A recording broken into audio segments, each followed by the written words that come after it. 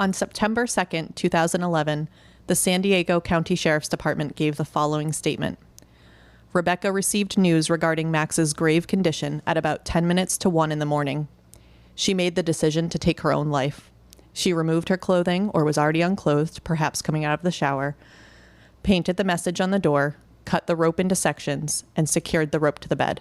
She bound her feet, placed the rope and the shirt around her neck, fashioned her wrist bindings, and secured her hands behind her back.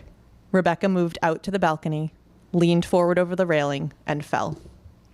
In today's episode, we're going to discuss the circumstances surrounding Rebecca Zahau's death that led police to this assessment, and you can determine for yourself if you agree. I'm Laura. I'm here with my two best friends, Colby and Marina, and this is Grimm.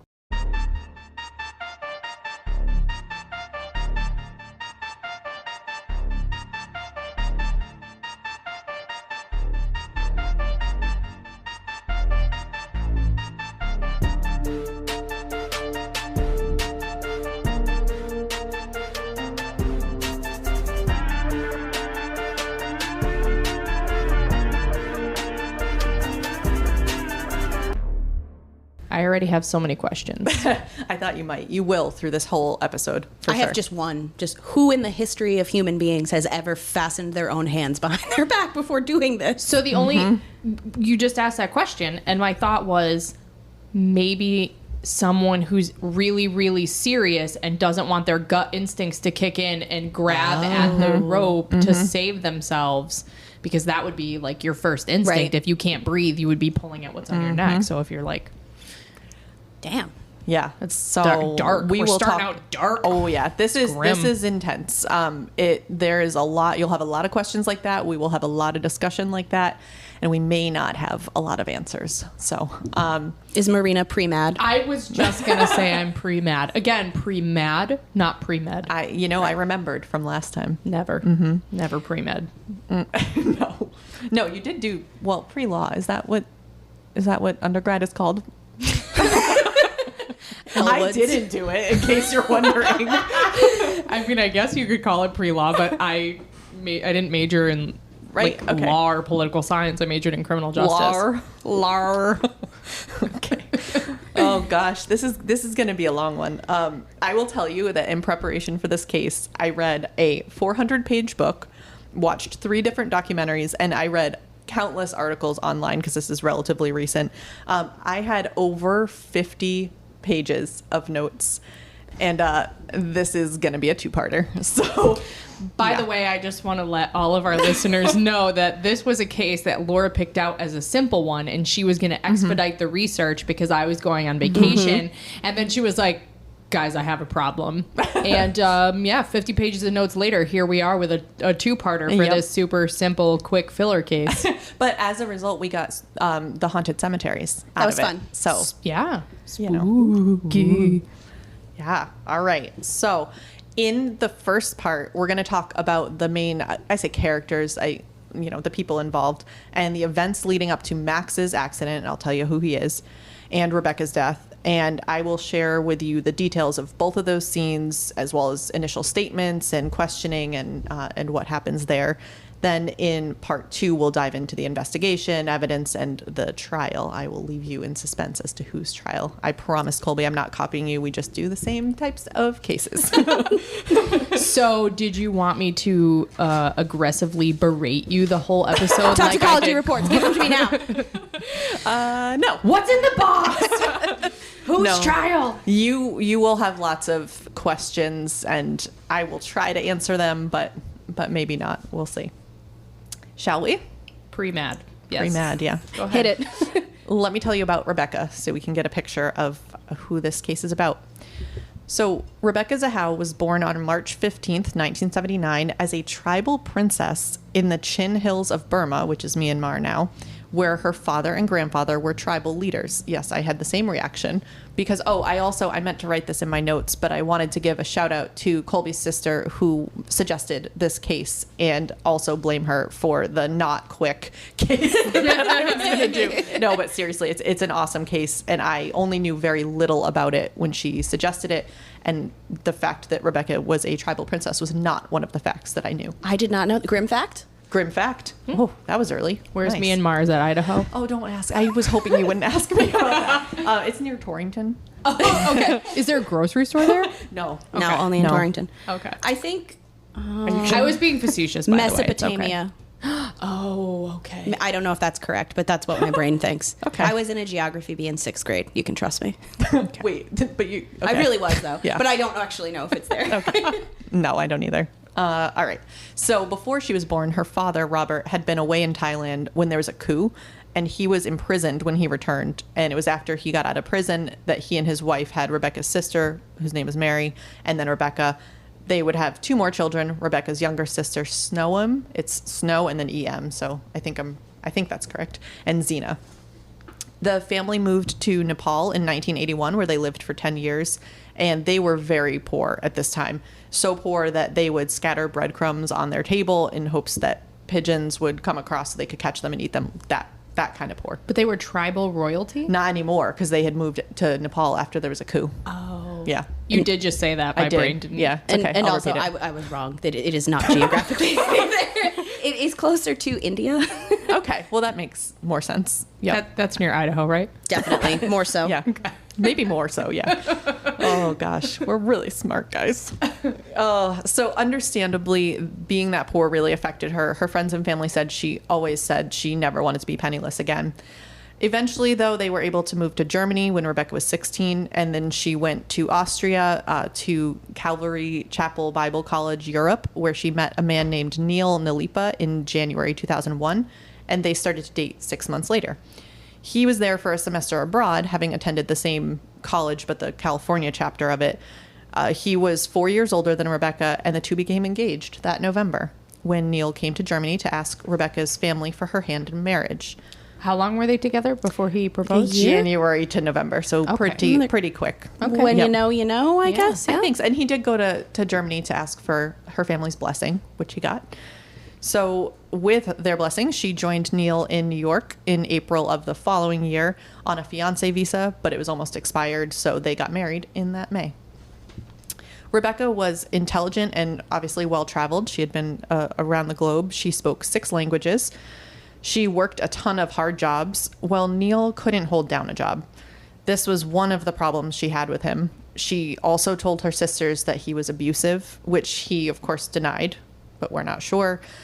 Rebecca repeatedly left Neil, sometimes for days or even weeks at a time, only to come back to him. The couple moved to California in 2004, hoping for a fresh start, where Rebecca did get a respectable job as an assistant at a LASIK eye center. Unfortunately, life was no shinier in California. Rebecca had a miscarriage when she was there. Now, around this same time, Rebecca was helping with a fundraiser and met a man named Michael Berger, or Berger. We'll say Berger so Colby doesn't laugh. Sorry, my immediate reaction was to giggle. I don't know. I don't know. Berger is, whatever. We're just going to call him Michael. He is a martial arts instructor. They started talking. Michael was single and thought Rebecca was because she wasn't wearing a ring. And from the way she was talking to him, she seemed single. Rebecca was only 25 and he was 46. After talking, I didn't expect that. No. why? Because the Berg. Yeah. I don't know. I just Michael Berger is Yeah. like a young chap. Yeah, I think to of like me. a 23-year-old. Really? Yeah. Okay. Like a stock analyst or something. That's what I Yeah. imagine. Oh, I was Yeah. I don't know thinking why. like a surfer. Yeah. Well, he was a martial arts instructor. So she likes older men so far. Yep. And so they talk, and she agreed to go on a date, and the first date was a hit. They continued dating, and she started spending weekends at his place. And she's married. Oh yeah, Okay. They lived about 90 minutes apart. And in fact, I wrote, you might be wondering what Neil thought about Yeah. all of this. Oh. Well, just like she had in New York, she was often leaving him, and he knew that she would occasionally date other men, but he obviously didn't like it. But he considered the alternative, divorce, worse because he really loved her and believed that she was the love of his life. That's so sad. Yeah. It is. And It's like really it's- sad for someone to accept that someone's treating them like that Yeah. because they can't imagine their life Exactly. without them. Wow. Exactly. And, she would So grim. definitely emotionally manipulate him and just, I want to come back to you. And yeah, rough time for him. They don't have any children yet, right? There was just the one Correct. miscarriage. Yep. and- Okay. Yep. Back to the extramarital relationship. Rebecca did finally tell Michael that she was, quote unquote, separated and going through divorce, which was not true. Although I guess kind of was separated, but not legally. She said it had been an arranged marriage by her father, who she was afraid of, and she was also afraid of Neil. She painted Neil as an abusive, drug-addicted scum, to the point where Michael encouraged her, obviously, to leave Neil and move in with him, which she did in March of 2005, just a year after she and Neil moved to California. Only a month after that, Michael said she didn't come home right after work. She was always very prompt. So at 6, Michael called her, no answer. A few hours later, he called her coworker and friend Tiffany, who also hadn't heard from her. He still hadn't heard from her the next day, so that night he went to the police and filed a report. The next day, he got a call from her. She was crying and her voice was shaky, and she said she didn't know where she was and that, quote, they took me, but didn't say who, and then abruptly ended the call. He said it sounded echoey, kind of like a restroom, and she had called several more times, and she said that her abductors let her use the restroom so she could call. But she did call multiple times, so maybe she went to the restroom multiple times. So Michael documented each one and told the police, obviously. He said Tiffany got the same calls. And then the police said they talked to her, Rebecca, and that Rebecca said she was fine, and the police wouldn't do anything else. Wait, Rebecca said she was fine, like it didn't happen, or she was All fine? All Michael knows is that when he kept reporting to the police, they said, nope, we talked to her, she's fine. But she's telling him and her coworker Tiffany, they took me. That's like correct. they're letting me use the bathrooms. That's why I'm calling you. Yep. Okay. Yep. So this poor guy, he's like, I'm going to go to the FBI. The police, I don't know, they're corrupt, whatever. I'm going to go to the FBI, and they wouldn't do anything because it was local. But Rebecca kept calling him, with one of the final calls being on speakerphone with her seemingly reading a statement saying that it was over between them, and a male voice threatened him. Then 3 days later, she showed up at his house. She told him Neil and 2 other men were waiting for her outside of work and kidnapped her. So Michael understandably brought her to the police station, where she, away from Michael, so Michael was kind of in the waiting room and they talked to her, she told police that she was fine. She had met with Neil after work and they decided to reconcile, so she didn't want to be considered a missing person anymore. Okay, Rebecca's being like super sketch. Yep. So Michael didn't know any of this. I'm trying to figure out what her angle is here, because they weren't making demands for ransom or anything like that. It was just she's just telling them they took me. Yep. And then a couple of days later, she left again. He didn't call the police because he was kind of like, I guess that didn't work last time. But she called him a day later saying she was in Portland, Oregon.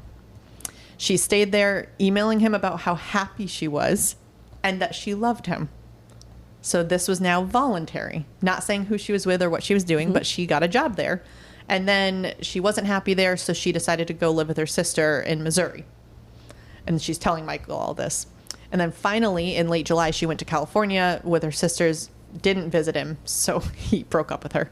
He was like, all right, I've been strung along long enough. Is she still married to Neil at this point? Yes. Okay. Because what was actually happening during all of this is Neil, perfectly fine, had just brought her to Portland, Oregon because his brother had a house there, and that was an attempt for them to have a fresh start.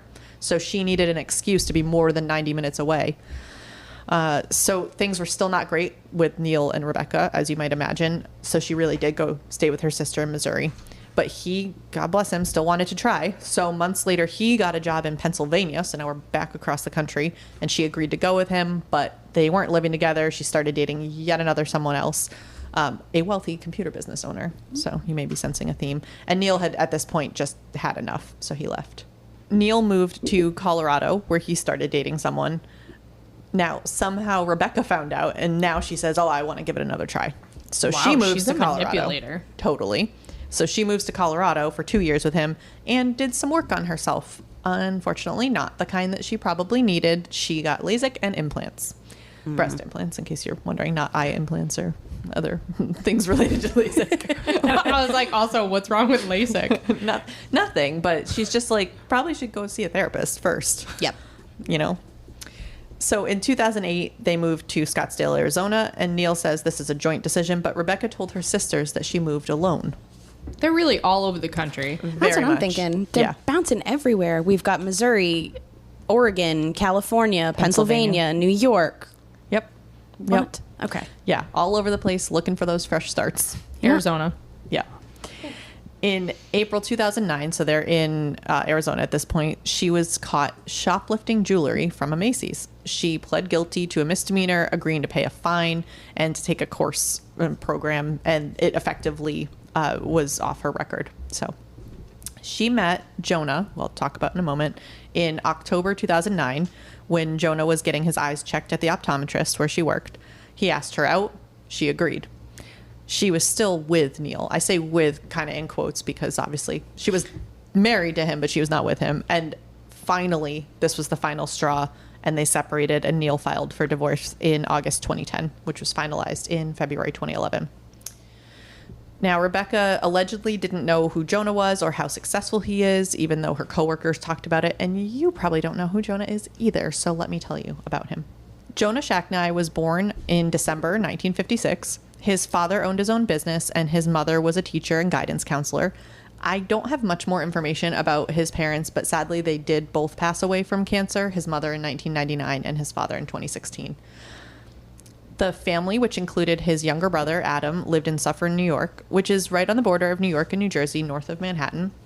He excelled in high school. He was the editor of his school newspaper, and he also worked at an ice cream shop. His success in school earned him a congressional internship, and he went to college at Colgate University, smarty, where he majored in political science. Also political silence. I'm so smart. A very useful skill. You're like that great university. Yeah. He worked through college, tending bar and working as a short order cook.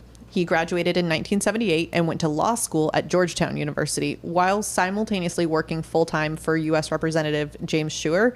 In fact, he was one of the youngest chiefs of staff. After law school, he eventually became a senior partner of a law firm in D.C. where he worked as a strategic advisor to pharmaceutical clients. And I'm guessing, yeah, exactly.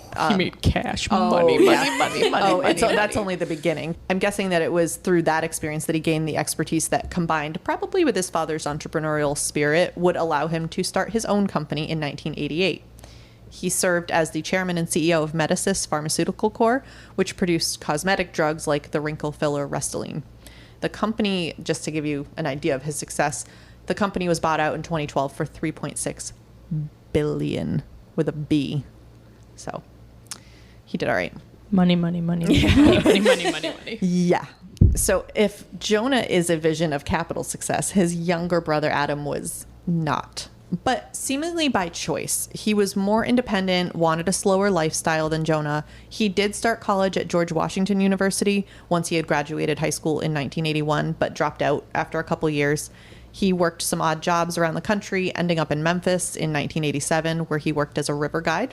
His love of boats took him to learn the ropes, and I wrote, haha, get it, on a tugboat in 1990, and he finally became captain in 1997.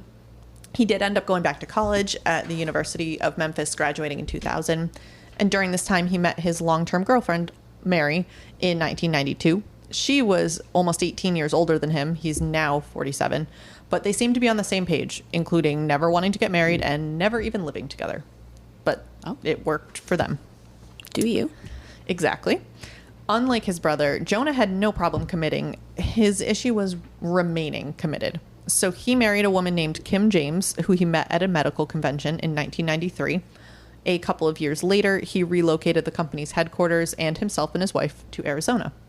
Although they had 2 children together, Jonah and Kim's marriage was rocky, and I'm sure the move probably didn't help. So it was there that he met Dina, a pharmaceutical saleswoman who ended up working for him at Medicis. What definitely further hurt Jonah and Kim's marriage was the fact that Jonah became romantically involved with Dina during their marriage. So understandably, Jonah and Kim divorced in 2000. As an aside, she probably made out the best out of anyone in this case because she wasn't involved in anything else I'm about to tell you. And at the time of their divorce, Jonah and Kim's joint tax return showed an income of about $17 million in income, like not net worth, income. Oh, that's some nice alimony checks she gonna be getting. Yeah. So she's good. I can't even comprehend. No. I mean, they say that you live at your means, for your means? What is this saying? I don't know, because Laura's mother-in-law and Laura have told me I live at my credit limit, not at my means or beneath my means, and that's me. Yeah.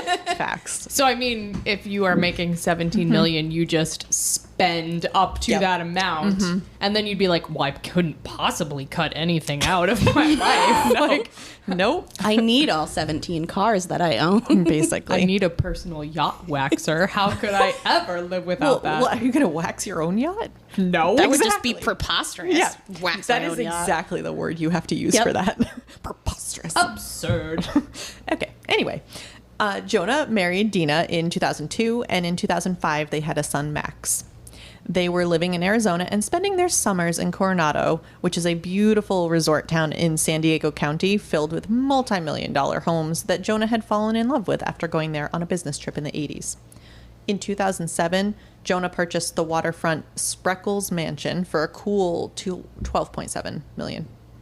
Something about the Spreckels mansion, Yes. though, doesn't sound... It sounds like it No. would be like a clown palace. It makes me think of spackle, like that you put on the wall.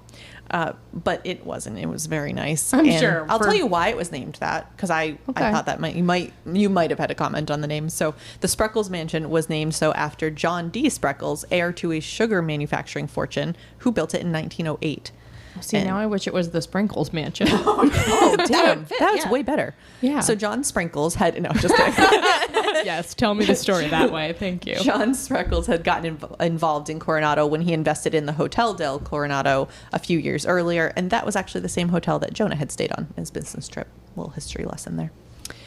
So on the outside, Jonah and Dina appeared to have a great life, but unfortunately their marriage was rocky, escalating to repeated domestic violence reports from both of them that would ultimately lead them to filing for divorce in late 2008.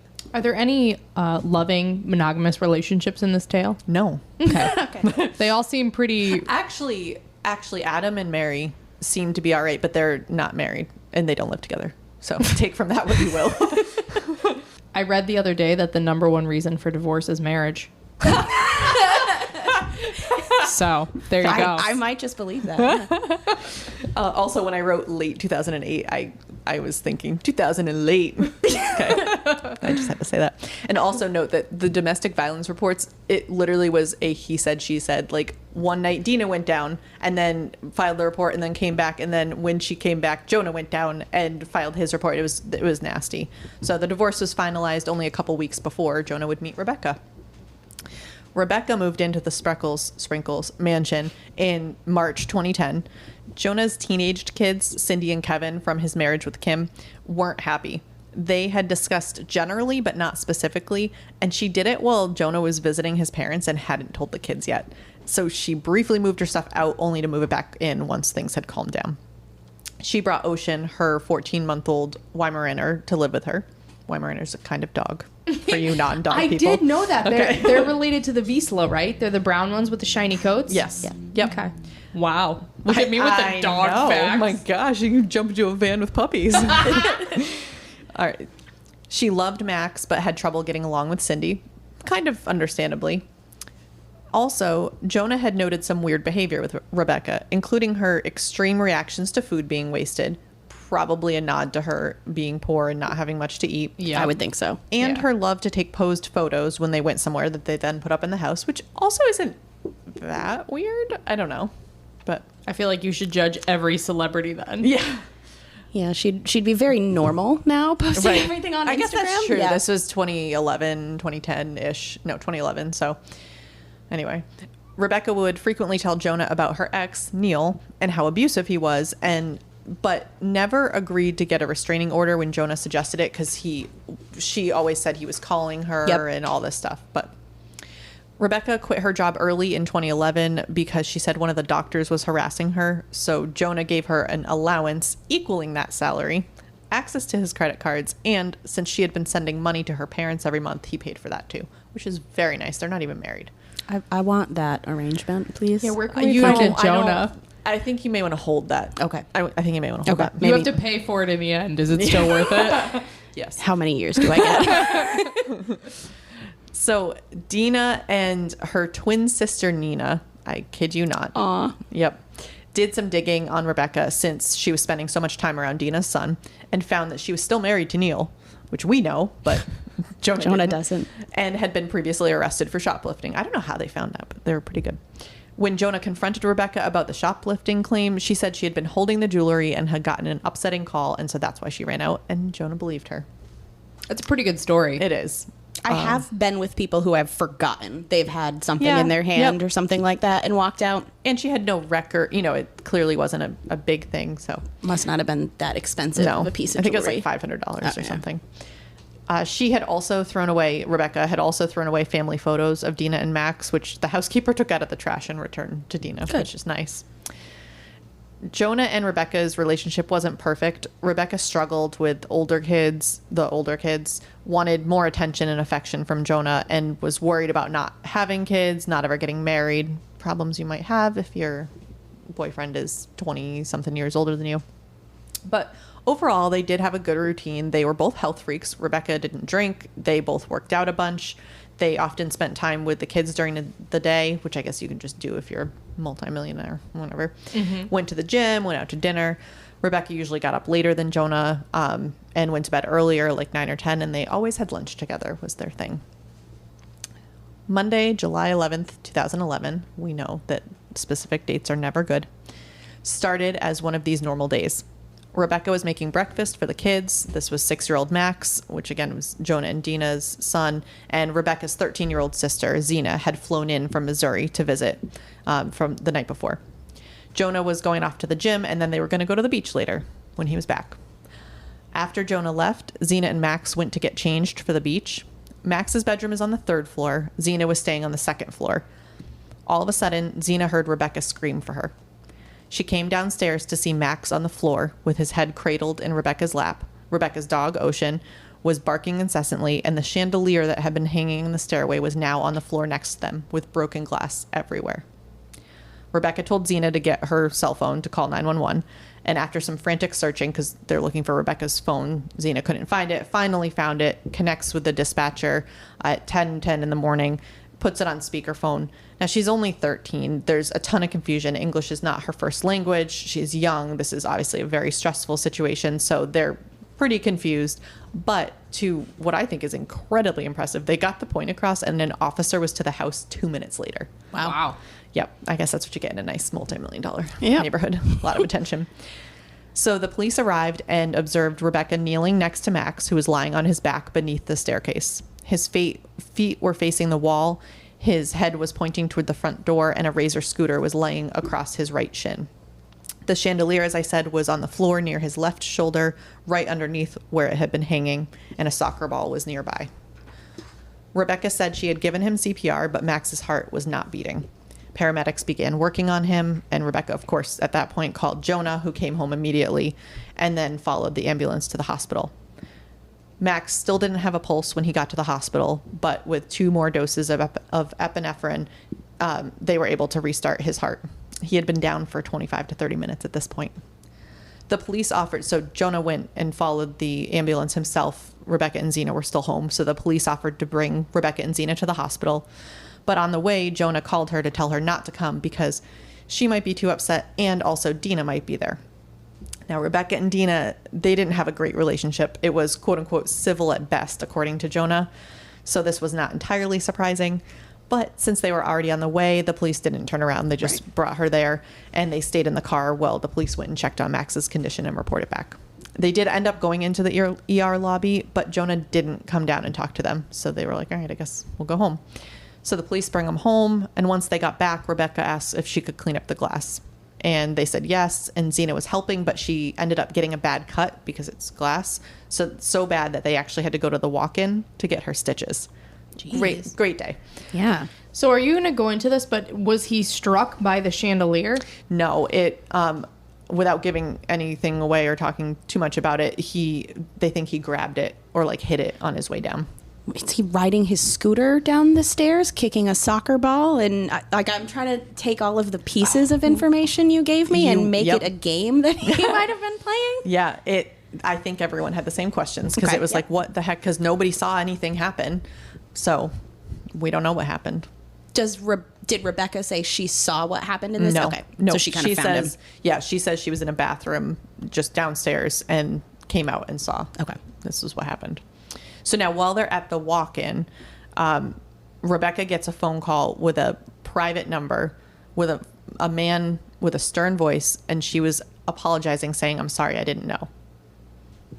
This is from who overheard this? The doctor's assistant who was in the office with her. Now, at the hospital, Jonah was eventually joined by Dina. It took him a while to reach her because she had texted Jonah that morning to ask if she could take Max later because she wasn't feeling well. And when Jonah said okay, she put in earplugs, took something to sleep, and turned off her phone. So she didn't respond till that afternoon. Is Max diabetic? Is that what this is? Nope. Okay. Nope. Because I'm trying to think, like, did he have like a crash? If No, it's a good like, guess, I though. didn't know. Okay. Yeah. Never mind. Go ahead. And we'll talk about it later too, but the railing was too high for him to like just tip over it. So now Rebecca had talked with Jonah during the day, but not that much. She did tell him at one point she wanted to board Ocean, the dog, at a kennel. She hadn't done so in Coronado. She was having trouble finding one who would take him since he hadn't had all of his shots because he's only 14 months old. She finally found someone from the kennel who would pick him up and bring him to the vet when she wanted to. So they talked very little, kind of texting throughout the day. And later, Jonah asked her if she would go pick up Dina's twin sister, Nina, which again, I wrote LOL there, from the airport, which she did around 9 p.m. that night. They didn't know each other that well, but when Rebecca saw Nina, she gave her a hug so long that Nina was uncomfortable. Kind of understandable. I mean, a very traumatic day. But then on the car ride back, Nina asked, understandably, for more detail about Max's accident, and Rebecca said he fell from the bedroom. And when Nina said how she knew that, since she hadn't seen it happen, Rebecca just ignored the question and asked for directions. So Rebecca brought Nina to the hospital and then dropped all her luggage off at Dina's, which is like right up the road from Jonah's house, and went back home. I'm developing theories in my head. I bet you are. Yeah. You'll develop them and then they'll change and then you'll go back and forth. And yeah. Jonah came home briefly to shower and change and then went right back to the hospital. He texted Rebecca at 1:21 a.m., letting her know that he was going to find a hotel there and stay near the hospital. And she replied, encouraging him to get some sleep and just generally comforting him. Is that 1:21 on July 12th? Yes. Okay. Because the Max's accident happened in the morning on Monday, the 11th. So this is that night, but technically the next morning. Yep. Okay. So he checked into his hotel at like 2 a.m. and then was back at the hospital at 6 a.m. Again, completely understandable. Around 8 a.m. the next morning, so this is now Tuesday, Rebecca called that kennel. They came out and got Ocean, which, as an aside, is so nice for them to like go out, and they were going to give him his shots and like keep him in quarantine and then board him, and just I thought that was going above and beyond. Yeah, I know from trying to get care for Fallon, like I have to request it a month in advance, and they have to like have the availability for it. Yeah, we also don't live on a multi-million-dollar resort I was going to say, you can get whatever you want when you have that kind of money. Like, you could find a random place and be like, I will buy this out if you take my dog. And they're like, yes. So they picked him up. Mm-hmm. So then Rebecca texted Howard. So Howard is Jonah's longtime friend and Max's godfather, and he had flown in. Jonah had called him, just, of course, upset. And so she offered to give him a ride to the hospital. Dina had gone home to get some rest. So Rebecca was allowed near Max's room, but Jonah said she shouldn't go in and sit with Max because it might upset her or Dina might come back. So Jonah just said, you know what, you should go home. And Howard stayed. So Jonah's dad, Gideon, awesome name. It's a great name. I have a question. Mm-hmm. I am having a hard time with Nina and Dina. Or Zena and Dina. Zena, Dina, and Nina? There's three of them, yeah. Yep. There are three. What are each of their roles? So Zena is Rebecca's younger sister. She's 13. Okay. Mm-hmm. She was present at the mansion. And that's why she yelled made for the her. It's her sister. Call. Yep. Mm-hmm. Yep. And they were also the only people home. Okay. So it was Rebecca, Zena, and Max that were the ones home. Jonah had gone to the gym. Okay. Dina is Jonah's ex-wife, and Nina is her twin sister.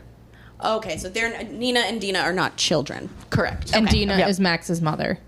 Yes. Okay. Yep. Okay. And Max is 6. So Jonah's dad, Gideon, had called Jonah's brother, Adam, to tell him about Max the day it happened, so Monday. Adam was reluctant to come. He just didn't. He was like, what am I going to do there? And so he eventually flew in because Mary, his long-term girlfriend, was like, yes, you need to go there and just be with your family. So he does. He flies in the next day. Now, Rebecca had decided that Zena, her sister, should go back home because this is just a bad situation. You know, it's certainly not the vacation. She was going to stay for a month. Certainly not what that was going to be. Wow. So Rebecca drops Zena off at the airport and picks Adam up in the same trip. Adam and Rebecca go to the hospital, and it was time for Howard, who was Jonah's friend, to leave. So Jonah, he had a separate car, drove him to the airport, and then Adam, Rebecca, and Jonah went to dinner. So at some point, you have to eat. Then they went back to Jonah's hotel room, where Rebecca asked for some time alone, and she hugged him and cried for 8 minutes, or about 8 minutes, which Adam noted was just like, that's like a really long time, because Adam was just kind of standing there. That would waiting. be so uncomfortable. Yeah, exactly. Like, you know, it's obviously very emotional. She's comforting, whatever. But that just seemed like 8 minutes is a really long time. I don't think he like timed it on his phone, but it, you know, or whatever, watch. She was like, I'm going to reward you with 8 minutes of uninterrupted hugging and crying. Yes. All right. So after that, Rebecca drove Adam back to the mansion. On the way, she mentioned how, quote, things could have been different if the Dobermans still had been there. A week earlier... Wait, Dobermans... Oh, you're going to go into it. Yep, So dogs or people? A Doberman is a dog. No, I didn't know if that was like their last name. Oh, no. I followed what you Okay. Okay. The Doberman dog was still there. Okay. A week earlier... Jonah had flown in a Doberman puppy intended to be trained to be a security dog. According to Rebecca, this is because Jonah had gotten sick from some sushi at a restaurant and was worried that someone was trying to poison him. Jonah said that wasn't true, that's not what happened. He said that they just weren't really security conscious in general and just thought it was a good idea to have some more security. And in fact, he said literally everyone has access to his house. The back door is often unlocked. Basically no security, so they decided on a dog. I also don't think, I looked up when Ring became popular because I was like, wouldn't you have, if you had a lot of money, you'd probably have some security cameras, but Ring didn't even become popular for another couple years. So maybe, I don't know. They weren't security conscious though. Was it a gated community? Probably. I didn't actually look up the place. So I think that's why they just, you know, they always, in fact, Dina was like, nothing bad ever happens here. You know, classic. That's what you always say before something bad happens. But I also would think that like very, very rich people who live in gated communities with $1 million houses, they'd be like, I always leave my back door unlocked. This is the safest neighborhood ever, because you have like security and walls all around, around your entire neighborhood. Exactly. So, I mean, they did end up paying someone like $10,000 to train the dog. But a neighbor met the dog and told Rebecca it was cute. And Rebecca said the dog was supposed to be intimidating. And then a couple days later, Rebecca insisted they send the dog back. It's not the dog's fault that it's cute. And then when the neighbor saw her a few days later, Rebecca had an injured knee. She said she was riding her bike with Ocean and Ocean pulled her. But then she said she wished they had kept the other dog. So very strange. Wait, what? Weird statements. Very weird. Very weird statements. Okay. Is she a sociopath? Like, I think so. Yeah. Yeah.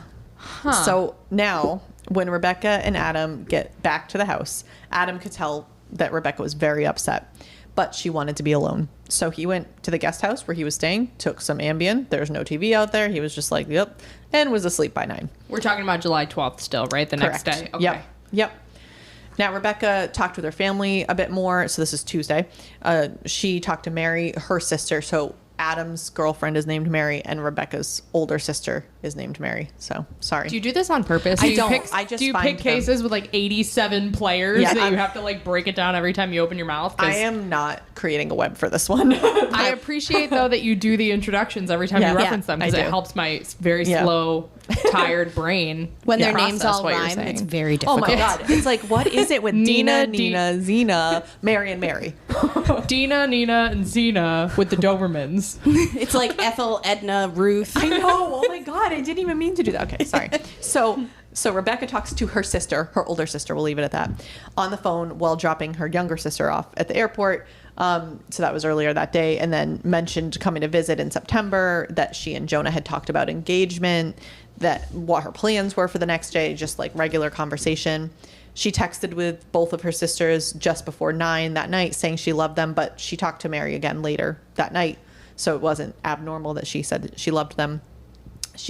When she talked to her older sister Mary, she asked if she should call their parents to explain why Xena had the cut on her and why she sent her home and all that. But Mary had just been on the phone with them and was like, "Do you want to talk to them? I can transfer you." Remember that? Remember doing transfers? How old was Rebecca at the time? 32. Okay. Yeah. No. Yeah. Okay. Sorry, I'm getting all my ages confused. So she said no, she'll call her parents in the morning. Jonah left the hospital that night around 12:30 a.m. So now this is technically Wednesday morning. He called Rebecca at 12:48 a.m. and left a voicemail with the update that the doctors were now saying if Max ever woke up, he would never talk or walk again. That's devastating news. Yep, 6 years old. I'm not surprised given he didn't have a pulse for almost half an hour. Yep, exactly. So Jonah was a bit concerned when Rebecca didn't answer, but decided it was really late. She probably went to bed. So he went to bed too. He woke up a few hours later with a really bad feeling, so he called the ICU to check on Max at about 5:13 a.m., but no change. So he went back to sleep and then got up shortly after and went over to the hospital a little before 7. He still had not heard from Rebecca at this point. So this is now Wednesday morning. Adam had gotten up around 3 to go to the bathroom, but otherwise slept through the night. Thank you, Ambien. Until about 6:15 in the morning. He knew he had some time to kill before being able to go to the hospital, though, so he decided to watch a little porn on his phone. Mm-hmm. Then he took a shower and got dressed. Now, he had been planning to go to town to get breakfast, but figured he would be a nice guest and go check in with Rebecca. So he walked out of the guest house around 6:40 a.m. and noticed something in the courtyard. He thought it was a mannequin hanging from the balcony and then realized it was Rebecca. So I had a hard time picturing this when I was listening to it because I just couldn't figure out where it was. So you weren't comparing it to your courtyard and balcony? Mine is a little different. My balcony is not in the courtyard. It faces the ocean. Oh, yeah, okay. Yeah. That's where the confusion comes exactly. in. Mm-hmm. So preposterous. Preposterous. Yeah, I want to be able to watch my yacht wax her. So let me show you. I'm going to pause and show you guys the top-down view and Gremlins. This will be posted on the Instagram, but I just think it's much more helpful to have a picture of this, so I'm pausing. Okay, so now you have a picture of where the balcony is and the courtyard and all that. So Adam comes out and decides to cut her down when he sees her. So he ran to the kitchen through the unlocked kitchen door because they leave their door open, grabbed a serrated knife from the butcher block, and then called 911 while he was doing all this at 6:48 a.m. When they asked for an address, he said, "I'll call you back," but he actually just put the phone down as the dispatcher was asking if she was still alive. The dispatcher could hear sounds of scraping and swearing. Adam said it's because he had to drag a table over to reach her body, like a patio table. I wonder in that scenario whether I would leave the person because I'm concerned it's a crime and there's evidence, or if I'd be like, what if this just happened? Yeah, exactly. Yeah. I don't think my brain would quickly assess the situation. I would probably just sit there frozen and do nothing. So he could be heard asking her if she was alive. And then saying he was going to do CPR. He still didn't have the address. And after he got Rebecca's body down, he ended up having to go all the way to the front of the house to get the number. The dispatcher tried to help him through CPR and said he could count out loud, to which he spontaneously started at 28, despite having been answering questions. So it's not like he was counting silently. He had been answering questions out loud right before that. I often pick the number I want to start counting on too. Yep. She's like, okay, we're going to do CPR now. Ready? He's like, yes, 43, 44, 45. So overall, I mean, Adam was really confused in his 911 call. He said he had just woken up. He noted the wrong place of the body. He said it was in the guest house, which it wasn't. And as I said, when relaying the address, he was like, oh, the police had just been here the day before for Max, but it was really 2 days before. And he never referred to Rebecca as his brother's girlfriend. He just said, a girl. I've got a girl here. The same police officer that had responded for Max's accident arrived at 6:52 a.m., so 4 minutes after he started the call. Again. He's like, this is an unlucky property. Yep. He saw Adam kneeling next to Rebecca, whose body was contorted probably the way that Adam had taken her down. She was lying on the ground on the grass next to the brick walkway between the guest house and the main house. She was completely naked. Her wrists and ankles were bound behind her with red boating rope. This rope was also around her neck. A blue t-shirt was gagged in her mouth, and the rest of the red rope was hanging from an iron railing of the second-story balcony outside. Her knees were bent in to the side in almost a 90-degree angle. And they ruled this a suicide? It doesn't... Fascinating. Mm-hmm. The police officer then tried to do compressions, but as the paramedics arrived, they realized she was cool and rigor mortis, not like cool, but like... but also cool. But also cool. And rigor mortis had set in, so they pronounced her dead. Adam began texting Jonah at 6:53, so right after the cops got there. When Jonah finally returned his call at 7:02 a.m., he was devastated. Adam told him that Rebecca had taken her own life, but wouldn't tell him any more details because he was already upset. He was so upset that he actually just hung up on his brother. So that was like a 2-minute call, and they talked a bunch more times that morning, sometimes for as long as like 13 minutes. Coming on that scene, though, you're just going out on a limb and saying that it's suicide. If I walked upon that scene and someone was gagged and had their hands tied behind them and their legs tied and they were hanging, I'd be like, wow, they were attacked and murdered. And that's why we have this case. Yes, yeah, exactly. The T-shirt in the mouth has to be the weirdest part of it all, because, you know, when I was questioning, like, okay, the hands being tied, you're like, well, maybe they didn't want to, like, gut reaction, but, like...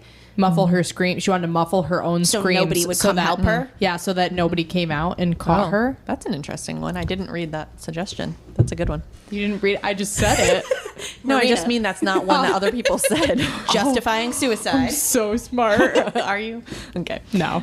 This time. So, although the medical examiner's office was notified of the body at 8:09 a.m., they didn't come and pick up the body until 7:14 p.m. Gross. So there were actually neighbors like standing on their roofs, like looking, because it was such a display. So that was unfortunate. Wow. The main house was secured pretty early, but the guest house wasn't secured until 10:20 a.m., which is like 3 hours after Adam's initial call. Police began canvassing the house once the search warrant came in at 4:26 p.m. and didn't start the guest house until 6:30. Now, this mansion is over 12,000 square feet, including the guest house and all this. Like, it has other stuff on the property. The main house has a basement, attic, and 3 levels of living space. The first floor had a foyer, a living room, sunroom, kitchen, and dining room. The second level had 2 bedrooms, one of which was used both as a guest room and a painting studio for Rebecca. The master bedroom was on the top level, as well as the 3 bedrooms for each of Jonah's kids. Now, on the second floor, what the police found was the carpet outside of the guest room spattered with 4 drops of blood next to a green and white striped towel that also had dried blood on it. They also found a drop of blood in the master bath shower, which again was 1 floor up, but no trail of blood leading there, no signs of struggle. I'm so mad. It's so only mad. going to get worse. Like, I'm so mad. Like small amounts of blood that, like, I could have cut myself Yes. shaving, maybe. I know that's our favorite example, and yes, it is that little. Okay. Yep. In the guest room, there was a message on the door. It's a white door, and in black paint, it said, "She saved him," and then under that, "Can you save her?" No punctuation, all capitals, black paint. What? Mm-hmm. The red rope that Rebecca had hung from was tied to the leg of the bed in the guest room. Based on the indentation of the carpet, they could tell the bed that the rope was tied to had moved about 7.5 inches. In that same room, there were also 2 paint brushes, a tube of black paint, a chef's knife, a steak knife, a cell phone, a white plastic bag, and an overturned white wicker chair. Her cell phone? Yes. Okay. Yep. There was also a book on the bookshelf called Buckland's Complete Book of Witchcraft, which featured hand-drawn pictures of subjects bound in different positions. Okay. This is just a guest bedroom? Yes. Okay. And it's also Rebecca's Painting studio. Yep. So there's not a person who normally stays there that would be No. reading the witchcraft material? No, Okay. correct. And it was the room that Xena, her sister, was staying in, though. Zena's a good witchy name, Yeah, though. It is. It was not her book. Do you know that? I Do you actually know don't, whose but I book? just don't think... I don't think it's Doesn't hers. fit. Yeah. Okay, don't say it like it's a fact that you don't know that. It's a Grimm fact. It could be Zena's witchcraft book. Okay, so there were French doors that led out to the balcony that Rebecca had hanged from. I don't know what... In that case, I think hanged. it's... I think it's hanged. Okay. The right side of the French door leading out to the balcony was latched closed. The left side was open. The balcony itself had dirt and dust on it, They found 2 somewhat V-shaped impressions, one to the left of the doorway and one just inside the railing, so like foot impressions in the dust. One single larger impression farther to the left of the doorway. One was about 11 inches wide, and the other was a half-inch area of about 4 inches to the right where the rope was hanging over. There were wet, muddy shoe prints on the kitchen floor, so we're back down on the first floor, leading from the back door to the knife drawer. The knife block in the kitchen had 11 slots, 6 of which were empty. One of the knives was lying across the top. 2 of the knives, the chef's knife and the steak knife, were in the guest room. So those were the 2 knives that I mentioned. Where were the other 3? Oh, you're going to tell me. Sorry. Tell me the toxicology. Where are the knives? I got so excited. The 3rd knife with the serrated blade was what Adam used to cut Rebecca down, so that was outside. And they were all matching with a black handle and 3 round silver rivets. And investigators determined that all the items in the guest room were from the house or garage. Like, they were from that property. Wait, where's the other 2 knives? Were you doing that math? Because 6, let's see. 1, 2, 3, 4. I don't know. They were in the dishwasher. Yeah, they probably were. They probably were. I just didn't know if it was relevant. It isn't. So there were 9. Were the muddy shoe prints from Adam running in the house getting the knife? So. Yeah. Yep. I've set the scene for you. Over the next couple days, the police dug into their investigation as well as questioning key people. So we'll start with Adam, and I'll tell you kind of what each of these folks said. So Adam said he didn't need a lawyer because he hadn't done anything wrong. Now, if you've learned nothing, gremlins, A, you always need a lawyer. B, shut up. This is that Dylan Ward Ambien defense again. Yep, exactly. I don't know. Sleeping pills. So they questioned him on, general timeline, which he gave, details about his relationships with Rebecca, Jonah, everybody.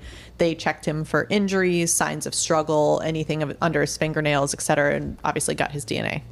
He was later asked to take a polygraph. And after talking with Jonah and his long-term girlfriend, they said, go ahead. Don't worry about a lawyer. And so he did. During the test, he got 2 calls from the same number on his phone, which he didn't answer. After the test, he said it was a lawyer, because he had listened to the voicemail, who had reached out because someone, they never know who, but I'm guessing Jonah, had asked the lawyer to help Adam. This lawyer, his name is Paul, was the former DA of San Diego County and one of the best criminal defense lawyers in the area. And by asked the lawyer to help, he means he gave him a hefty retainer and was like, please represent him 100%, quickly. 100%. Mm-hmm. So Paul had gone to the mansion first looking for Adam, and he was allowed to cross the yellow crime tape and was photographed with a detective's arm around him because he knows all these people. So that was a little controversial. When he finally got a hold of Adam, Adam still said he didn't need a lawyer. And the results of the polygraph were inconclusive. So they decided, it's not worth giving another one, which we know polygraphs they're not great. They're not incredibly reliable or helpful. And anyway, that's fine. Yeah, I would fail my name. I'm telling you. They'd be like, what's your name? I'm like, I swear it's Marina. I swear. They'd be like, ma'am, your heart rate is 160 beats per minute. Here's an Ambien. The police a few days later said when they were investigating Adam that they had basically eliminated him as a suspect because he was cooperative, he passed the polygraph, gave DNA, so they weren't worried about him. Now remember Neil, Rebecca's ex-husband at this point, he hadn't even heard or been aware of Rebecca's death until a reporter called him on the 14th. So, way to find out. Later. Yeah, that's yucky. He said on the day of all of this happening, he was at the lab at the college that he worked at, and then he was at the gym. Like he was places that were not the mansion. They asked him about her state of mind, trying to see if she was insecure, mentally at risk, depressed, but he couldn't really identify anything, which, as an aside, she had some trouble. Maybe not specifically these things, but... Couple red flags. Yeah, right? Couple. You would think. Yeah. But he said he couldn't imagine anyone wanting to hurt Rebecca and also couldn't imagine her wanting to commit suicide. So those were his thoughts. Now, there were a couple of, I won't say eyewitnesses because they did not see anything happen, but a couple of witnesses. So the police had an interview with one of the neighbors 2 doors down named Marcia Allison. She was in her 70s. She had an open window facing that way as well as one in the back, and she was watching TV at 11:30 p.m. She heard some kids talking outside, and then a few minutes later heard a woman scream, "Help." She wasn't sure if she heard it from the window facing the mansion or the one in the back. And then in a later interview, she said she thought the woman was on the sidewalk. She said she never called police because she thought if she looked out the window, she'd get shot. That's literally what it said. Ultimately, they dismissed her as a witness because they figured she had just heard kids on the sidewalk. Like, yeah, not super reliable. And then one of the detectives said she wouldn't have even been able to hear a scream from the mansion anyway. She vehemently disagrees with that, but there's that. So that's one witness. Do you think it was just one of those people that wanted to be involved? I wonder. They're like, I heard a noise. I was washing my dishes. Right. And or she definitely did hear kids and kids scream help. Yep. Like there was a kid a couple houses down from me, I think in a pool. You know, kids scream all the time in a pool. Yes. And like, I thought to myself, because I was working on this case and I was like, hopefully that kid's alive. You know, like, scream for like 5 minutes. And then, I could hear them laughing. So that would be, unfortunately, with kids screaming, especially in a neighborhood in the summer, it would be one of those hindsight is 20/20 things where you hear the kids screaming. You're like, oh, I hear kids screaming in my neighborhood all the time. I'm like, oh, they're playing in the pool. And then there'd be like a news report at night and they're like, child murdered in big kiddie pool. And you'd just be devastated. Yeah. But who would have known? You would think you'd know the difference between like a serious scream and not. But I think kids seriously scream when they're in the pool. Yeah, they do. Yeah. Anyway, another witness, Jim Hager, he was originally from Austin, Texas, and he was renting a house a few blocks down. He had been coming to Coronado for 13 years, so he had gone there a bunch. He and his wife and 2 boys were out on a bike ride that night, which took them past the mansion. He witnessed a woman at the front door of the mansion, which was completely dark, fidgeting with the doorknob as if it wasn't her house. Then she turned, walked slowly down the steps, and headed toward him on the front path. Then she looked around again, changed direction, and pivoted toward the driveway. He described her as a bit stockier, heavier in the hips, and between 5'5" and 5'9", maybe 40 or 50 years old. So not Rebecca. No. You will see Gremlins if you're looking at the Instagram. She's very petite, very short, I think 5'3", and like 30 years old. She did have dark shoulder-length hair pulled into a ponytail. She was wearing a black and white short-sleeved shirt and had a bag. They all went on their way, and they stopped at the Starbucks to get tea, so they knew what time it was. It was around 10 or 10:20 when he saw her. After hearing everything on the news, he looked up a picture of Dina. So this is Jonah's ex. I was going to ask if that was the description. Fairly confident that he had seen her. So he tells the police. Oh, so the person he saw fidgeting with the doorknob, he identified as Dina. He did. However, hospital records show that both Dina and Jonah were at the hospital room talking to the doctor at 10:38. So Dina was still there when Jonah left at 12:30. And Nina says, nope, that was me. I was at the hospital. I was at the mansion, even though she has lighter hair. I was just about to say that's why eyewitness accounts are absolute garbage, because he was like, it was Dina, but then her twin sister was like, nope, it was me. Now, they are fraternal twins, so they do look different, but it was dark. Yeah. She had her hair pulled back. Like, it was Nina. Nina recounts that night she was driving home from the hospital.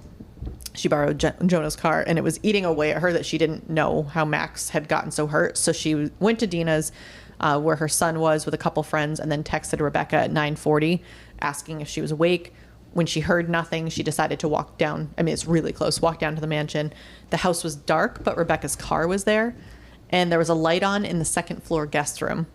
But the rest of the house, including the guest house, was dark, and it was only at 10 that point. So she went back to Dina's house, and all sorts of, she talked to people on the phone on the way. She has records, texts, other witnesses that she was back at the house. And Adam took the Ambien around 9, right? Okay, so if the guest, he's probably asleep. Out cold. Not watching porn at that point. That was in the morning. Okay, so those are a couple witnesses. We're going to move on to Jonah. In his questioning, Jonah said if they thought it was suspicious, they should look into Rebecca's ex-husband, Neil, who sent her these strange pleading texts nearly every day. Jonah said Neil wasn't stalking her, but that he would ask her to go to lunch, tell her he missed her, and just generally do anything to get back with her. When they asked him about the ropes, they were like, do you have a lot of ropes around? Are they red by any chance? He said he doesn't have much, but most of what he had was white, except for he had some stuff for boating. They did have some red or orange rope that came with the inner tube that they would, bring the kids around. On his yacht. Yeah, I'm sure it was a quote-unquote boat, aka yacht. He also said Rebecca didn't typically sleep in the nude. She would wear PJs or something, so she wasn't often naked around the house. and asked if he thought Dina could have done it. He said no, because she wouldn't have been strong enough. Rebecca had learned martial arts from her friend Michael. Yep. And she was pretty fit. And, Dina didn't outwardly blame Rebecca for Max's condition, but she had been weirdly happy when she found out Rebecca had died. Oh. Yeah. Well, he also said, that he thought Dina wanted to get back with him. But were there any small hypodermic needle marks on Rebecca's body? I was thinking about all this. No. So Jonah also said he didn't think Rebecca would have killed herself because she was so considerate that she wouldn't have done that to him, and that she didn't seem to blame herself for anything with Max. But if she had killed herself, he thought there must have been more to what happened with Max. And what was the message on the door? She saved him. Can you save her? Mm-hmm. It's a terrible suicide note. Yeah, right? Exactly. Jonah also theorized that if someone was nefarious with this, maybe they were really out to get Jonah by hurting those he loved. Mm-hmm. So he and that friend Howard had discussed 3 possibilities. There were 3 people that had all been at corporate events at the mansion, not that day, but just in the past. So there was a man who couldn't find a job after leaving the company. Another employee had been fired after he was accused of sexual assault. And then someone else who I don't know why they named this guy, but he had gone to another company but texted Jonah on the 14th, thoughts and prayers, which I don't think that's bad. That doesn't make someone suspicious. No, he's just being considerate. But Jonah was actually supposed to be out of town that week, and people at the company knew that. So that didn't seem likely either. Like break-in gone bad, that's kind of where he was headed. Knew? Yeah, that's kind of where he was headed. And I don't think he didn't sound too convinced of that. He was just kind of talking this through. He did ask if the police could put out to the press that he wasn't a suspect, because the speculation was causing his company's stock to plummet. Ooh, yeah. Obviously, they didn't make any promises. Basically, we're like, no, we can't do that. And throughout the whole questioning, Jonah did a lot of speculating out loud, trying to think of who would do this to Rebecca, since he didn't believe it was an accident, and neither did her family. So let's talk about Rebecca's family. The Zahaus say they never received official notification of Rebecca's death. The reports say that they were notified at noon that day, but they notified Rebecca's sister's husband because they thought it was her brother. So they picked the wrong person. So Jonah ended up being the one to actually contact the family. And then he called Rebecca's brother-in-law, and then ended up asking a police officer in the town that the family lived in to notify them. And so the sister called Jonah when she heard, and he was like, I don't really want to talk to you. I'm going to give you Adam's number, my brother. Because there's a lot going on. Yeah. He's dealing with a lot. So, but when the sister called Adam, he said he didn't want to talk to her, and that he, quote, didn't want to push somebody else off the edge. Oh. Wait, who said that to who? Adam said that to Rebecca's sister. He didn't want to push someone else. What a poor choice of words to make yourself sound super suspicious. For sure. So in this investigation, they did a bunch of testing, as you would expect, through the house.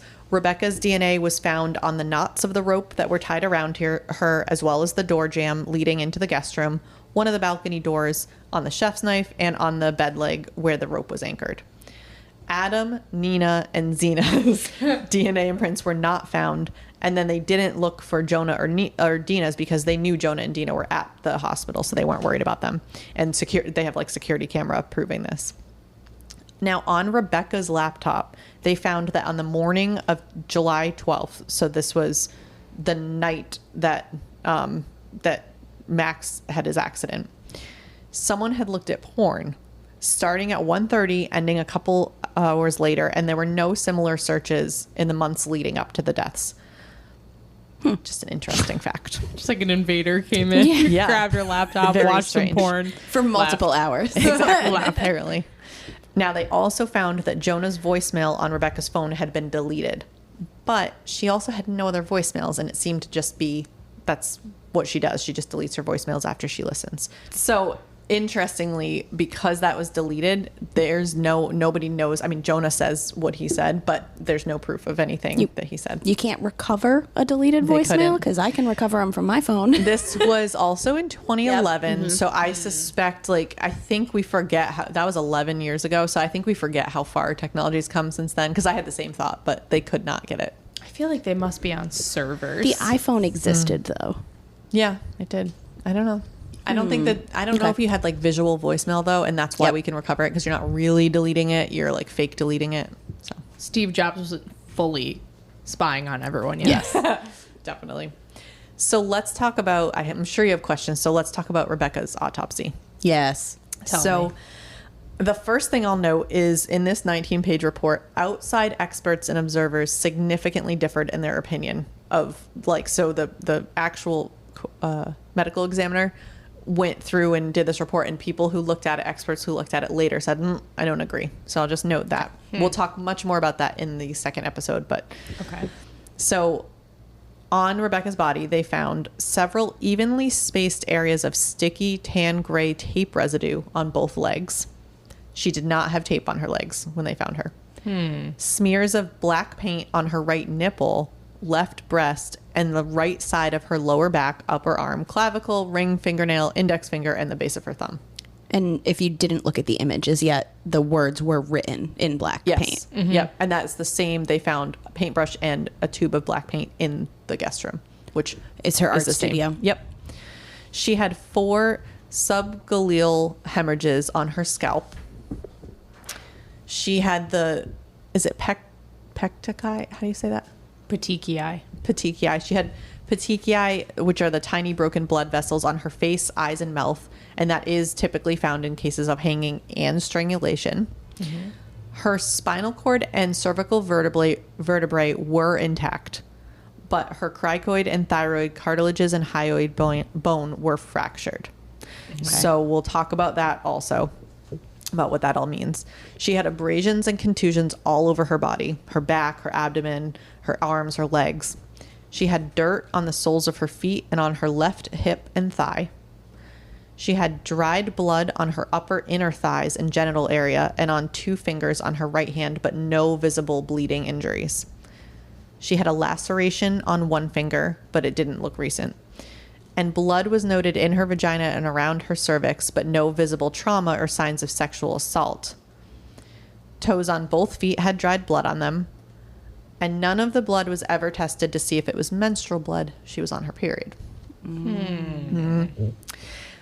That was my watch. Just But it was her blood. It was. Okay. Lividity, which is where the blood pools due to gravity, typically in visible purple areas, were, according to the report, quote, appropriate for the decedent's position. It was horizontally along the rear portion of her butt, her entire right calf, and across her back. Horizontally, so like the back part of it. The rope that bound her was a few portions cut from a longer water ski rope. The knot around her right wrist was a loose slip knot, which could have been easily removed. And the one around her left wrist was much tighter. She right-handed? They didn't say. Okay. Because I'm thinking if I were tying. I think so. The end of the rope that tightened to the noose around her neck was still clutched in her left hand. The rope around her ankles was in a similar slip knot. Her neck had the 2 ligature furrows, which are like red and purple bruised areas. And the long sleeve shirt, that blue shirt that was wrapped around her neck, was wrapped around 3 times and over the rope and her hair. And I thought that was in her mouth. It was like all the way around her head. Oh, Yep. okay. Yep. And there were no alcohol or drugs in her system. Okay. Okay. Now, unfortunately, Rebecca's would not be the only autopsy performed that week. Oh, boy. Oh, no, Max. Max was deemed brain dead 2 minutes before midnight on Friday, July 15th. The official declaration, they needed a different doctor, came in at 11:30 on Saturday morning. His liver and kidneys were donated to 3 recipients. This was understandably upsetting, but even more so because everyone thought, because Rebecca had performed CPR when he first fell, that he would survive. They said it multiple times. Everyone was like, it's really bad, but it's okay. She saved him. Now, having completed their investigation, the police called a news conference on September 2nd, 2011. This is the one that I started the intro with, stating that what happened was Max was running down the hall on the 2nd floor and that something had caused him to trip, falling over the railing. Max grabbed for the chandelier on his way down. The autopsy said that the cause of death was contusion to the upper cervical spinal cord. He had injuries to his forehead, under his right eye, and the midline fracture on the frontal bone indicated that he had struck the carpet face first. If these were his only injuries, he might have survived, but the fall caused his spinal cord to hyperextend and bend his head backward. The lack of oxygen caused irreversible damage to his brain. And they also said that Rebecca had listened to Jonah's voicemail about Max's deteriorating condition and that she took her own life. Where did the razor scooter come in? Wasn't it like over his legs? Mm-hmm. It all allegedly fell with him. So he was razor scootering down the stairwell. Yeah. Down the hallway near the stairwell or something like that. Yep. So for Rebecca, what the police said is she went down to the garage, found the rope among the boating items, leaving a space on the otherwise full shelf. Returning to the mansion, she either removed her clothing or was already naked, painted the message on the door, cut the rope into sections, hence the knives, placed the t-shirt around her neck, fashioned her bindings, leaned forward over the exterior balcony railing, and went over head first. To show that this was possible, so you guys picked up on this in the beginning, they played a videotape of a female deputy as she tied bindings in front of her while seated in a figure-8 fashion around her wrists. Then she pulled one hand out of the loop, put the bindings behind her, and then inserted her hand back through the loop, tightening the slip knot by pulling down on the end of the rope. Fingerprints found on the entry door and its door jamb, the balcony door, the chef's knife, and the bed leg where the rope was anchored were all Rebecca's. DNA profiles taken from the bindings and the steak knife were only from Rebecca. The V-shaped impressions on the dust and the balcony floor right outside the door and just short of the railing were consistent with her feet and ankles being bound as she hopped towards the railing, then leaned forward, went over it, as if the toes had slipped backward. The 11-inch disturbance in the dust along the railing corresponded to the width of her petite hip bones, and the half-inch area cleared of dust was consistent with the rope rubbing where it went over the edge. The scattered abrasions on her back and legs were consistent with her body hitting the large plants against the exterior of the house, and there was no evidence of a struggle or a sexual assault, and there were no other significant injuries. They concluded that Rebecca's death was a suicide and Max's was an accident. Jonah, Adam, Dina, and Nina were all cleared by authorities, and the case was closed. Okay, if this was a suicide, I'm wondering if in her final sociopathic move, she leaves this trail of confusing evidence to be like, screw all of you. Because the message on the door, like, fine if the evidence all matches up with like her being able to do it, like, what is the message on the door? And it's not even accurate because she would have gotten the voicemail knowing that Max's health is deteriorating. So she would know she hadn't saved him. Exactly. Right. Yep. So I'm guessing you're probably as displeased with the police's statement in closing the case as I am. I'm mad. I am displeased. So two deaths occurred in the same house in less than a week. The circumstances of both deaths were suspicious, and there are many open questions. Yet the police cleared all the key people. Why did Rebecca kill herself? Was she responsible for Max's death and she couldn't stand the guilt? Or was she killed? If so, was it revenge for Max's death? Or did someone kill them both? You will have to wait until next episode for us to discuss that. We'll discuss all of that as well as the trials. There is a trial, but I'll still leave you in suspense. I will also add you'll probably still be displeased at the end. Okay.